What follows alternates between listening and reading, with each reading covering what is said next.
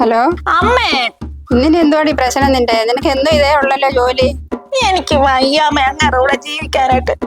എന്തിലും കുറ്റം പറച്ചില്ല. അമ്മയ്ക്കറിയാവോ, കഴിഞ്ഞ ദിവസം ഉണക്കാനിട്ട് അണ്ടർവെയറിനകത്ത് ഉറുമ്പ് കയറിയെന്ന് പറഞ്ഞിട്ട് അതിനും എന്നെ കുറ്റം.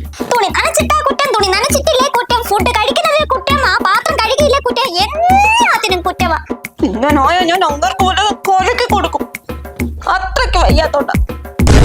അയ്യോ കൊല്ലാരും സാമുദ്രമായി അതിനൊക്കെ പോവണ്ണേ അവിടെ നിന്ന് എണ്ണിച്ച വയസ്സാം കാലത്ത് ഞങ്ങളെ ഇനിയും കോടതിയെ കയറ്റി അതിന്റെ പുറകെ നടക്കാൻ ഞങ്ങൾക്ക് അതിനൊന്നും നേരമില്ല. നിനക്ക് ബുദ്ധിമുട്ടായിട്ട് തോന്നുന്നുണ്ടെങ്കിൽ നീ ഒരു കാര്യം ചെയ്യും, ഇച്ചിരി വിം അങ്ങ് കലയ്ക്കാൻ കൊടുത്ത 2 ദിവസം അവിടെ കിടന്നോളൂ.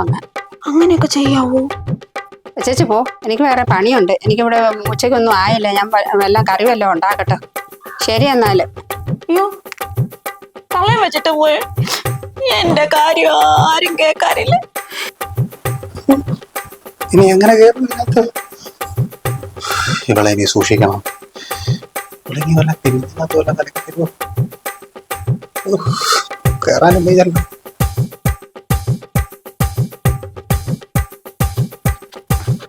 ആ ചേട്ടൻ വന്നോ? ഞാൻ എന്നാ കഴിക്കാൻ എടുക്കാം. ഇനി എന്ത് വിഷമാണോ ഉണ്ടാക്കിക്കൊണ്ട്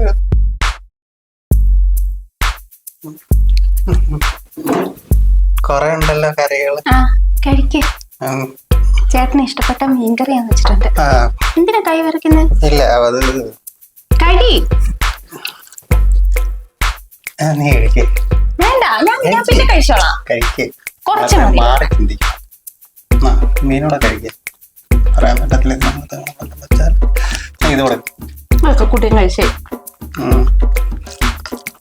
അവതാരത്തെ കഴിപ്പാന്ന് തമ്പുരാൻ. കൊള്ളാവോ?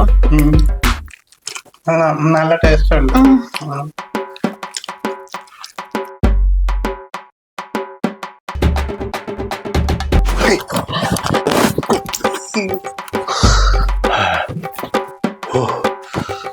പകച്ചത്തില്ല ചെയ്യാനുണ്ട്.